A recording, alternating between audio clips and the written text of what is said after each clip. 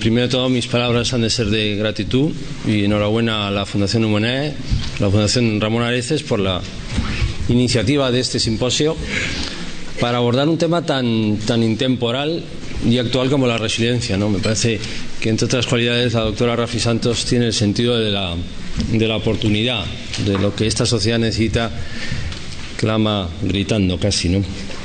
Voy a intentar enlazar el concepto, aunque ponentes posteriores lo abordarán con mucho más rigor y precisión, el concepto de hoy que nos convoca a todos con liderazgo, disciplina en la que trabajo en el IESE, y con la adversidad, visita sorpresiva que tarde o temprano nos afecta a todo ser humano, ¿no?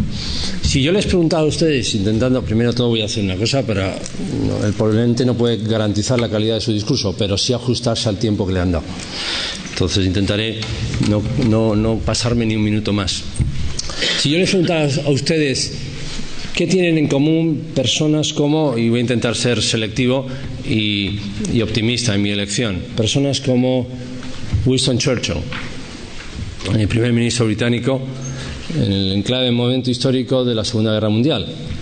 ¿Qué tiene en común Václav Havel, presidente de Checoslovaquia? Hace unos meses falleció. ¿Qué tiene en común con Nelson Mandela, hoy enfermo, anterior presidente de la Sudáfrica del post-apartheid? O Abraham Lincoln, presidente norteamericano, estadista en el momento crítico de la guerra civil, el norte, el sur, la esclavitud. O Gandhi, embajador de la no violencia y arquitecto decisivo de la independencia de la India. Y creo que no les pesa el ánimo si los personajes que saco a colación son de este tenor. Todos ellos en común tienen la capacidad de enfrentarse a la adversidad, de vivir en la frontera, y ahí en la frontera, en el precipicio, en la frontera, cuando la vida te lleva al precipicio, fabricar una respuesta, estar a la altura de las circunstancias, desarrollar su carácter, es un músculo que cuanto más lo ejercitas, con más tono está, y responder como la vida reclama en ese momento de una manera dramática. Y todos ellos probablemente les daríamos el rango de líderes, aunque a mí no me gusta mucho hablar de líder. Aquí el profesor Vázquez Ávila, querido amigo mío, colega, sabe que me gusta más hablar de liderazgo que de líder. Porque cuando hablamos de líder parece que entronizamos a algunos, a una élite, y el resto tenemos el rango de seguidores. Y ya estamos apelando a la masa, a la multitud estándar, en lugar de al arcano singular de cada hombre y mujer, que debiera liderar, protagonizar su propia vida. Tal vez viví la vida de otro, decía Neruda al final de su viaje, y no es nuestro destino ser fotocopia, sino singular y repetible. Todos ellos son líderes en mayor o menor medida y han practicado una experiencia relacional, un proceso como el liderazgo que tiene que ver con relaciones que estableces con la sociedad, con clientes, con proveedores, con alumnos, con amigos, con ciudadanos.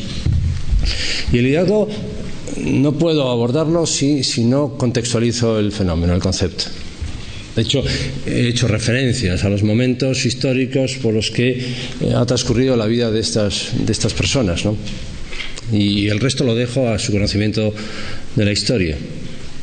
Pero he centrado a Winston Churchill en la Segunda Guerra Mundial. No, podía haber hablado de la Primera Guerra Mundial, donde cometió errores de libro, como Lord del Almirantazgo en la campaña de Grecia.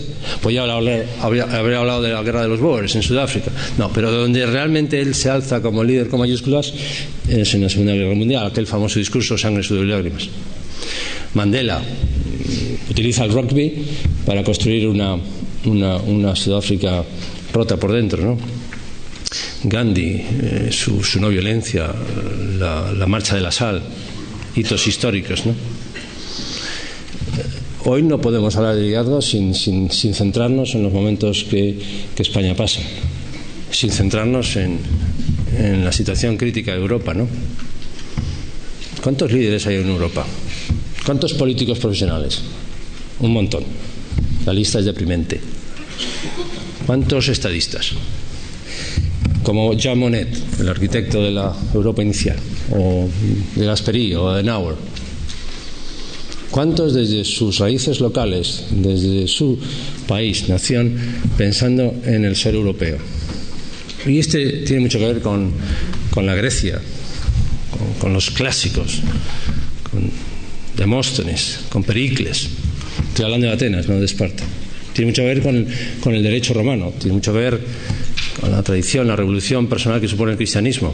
Seamos o no creyentes, pero si no entiendes lo que supuso el cristianismo, difícilmente puedes captar la esencia europea. Tiene mucho que ver con la Ilustración, tiene mucho que ver con la consolidación de democracias donde la libertad tiene una oportunidad diferencial. ¿Cuántos piensan en esas claves europeas desde sus identidades nacionales, ¿no? Pocos. Y ese es el contexto.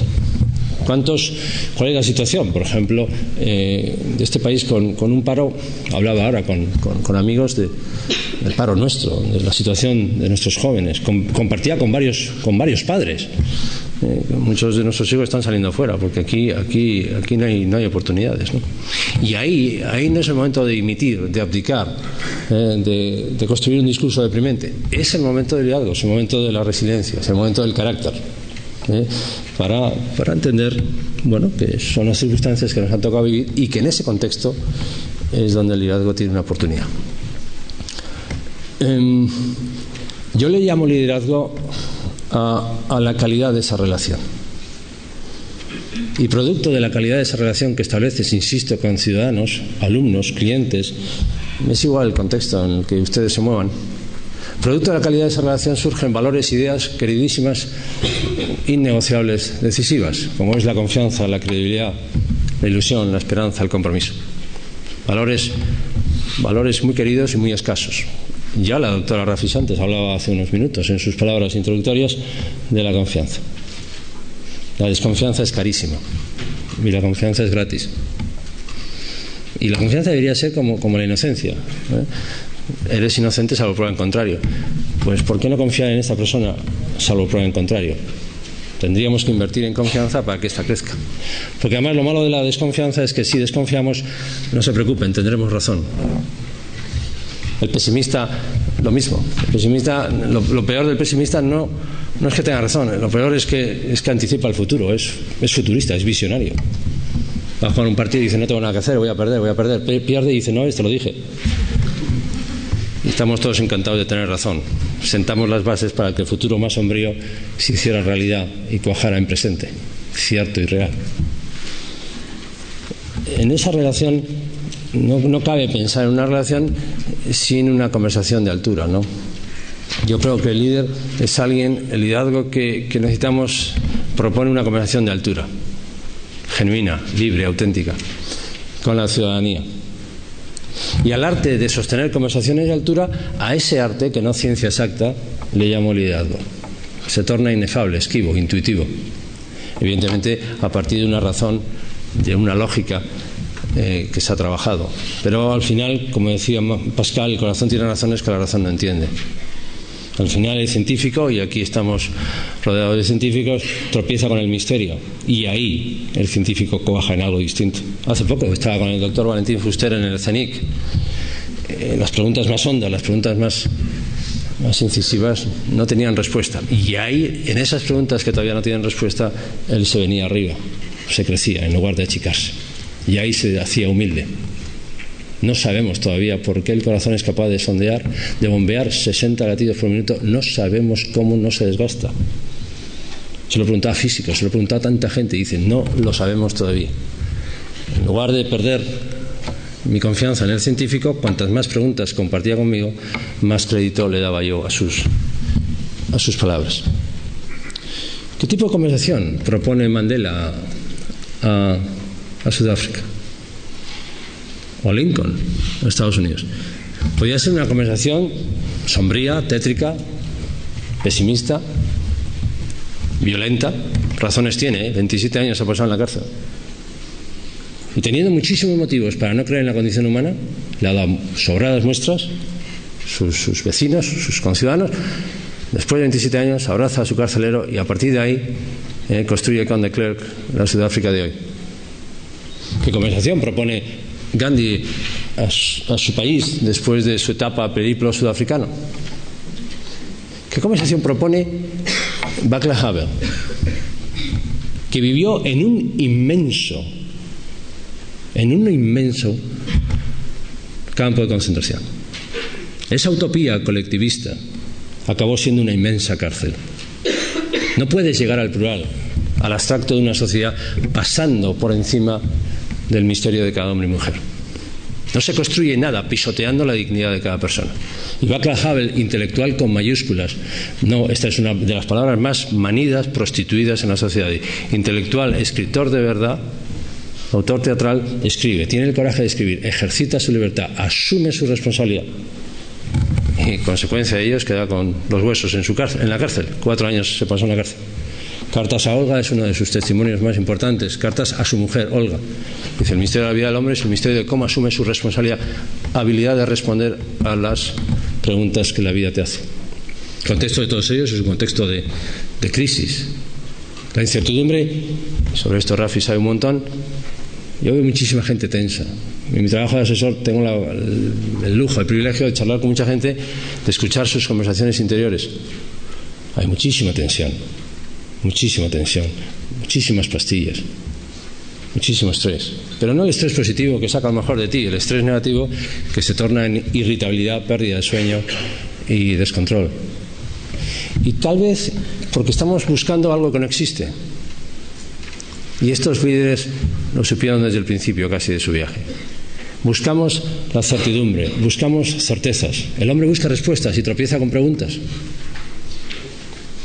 Lo diría un poco bestia, si ustedes me perdonan, pero que quiera certezas, que se muera. La vida, a medida que vas consumiendo kilómetros, lo que te va regalando es preguntas de más calado de identidad. Por eso es tan preocupante el protagonismo de los talibanes, con sus dogmas. El debate público es de una pobreza preocupante. Las tertulias radiofónicas deprimentes. Y las televisivas para cambiar de canal. Cuando el ser humano lo que debe manejar es esa, la duda. Que el que sabe pregunta, el que sabe duda. Sopesa estar equivocado. Pregunta, escucha. Esos son los quehaceres de un intelectual de verdad. En lugar de precipitarse en un mar de recetas, de atajos que no nos llevan a ningún lado, ¿no? Esa es la conversación de los líderes.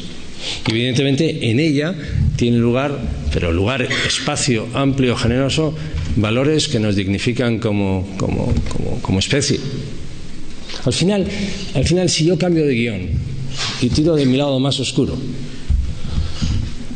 cambio de dial y les hablo de Stalin y les hablo de Hitler y les hablo de este coreano que se acaba de morir, las últimas escenas con toda la sal, toda la calle, toda la sociedad, los ciudadanos de Corea del Norte en la calle, son como para hacer todo un análisis antropológico. Cómo el hombre en la masa se pierde y se convierte en número.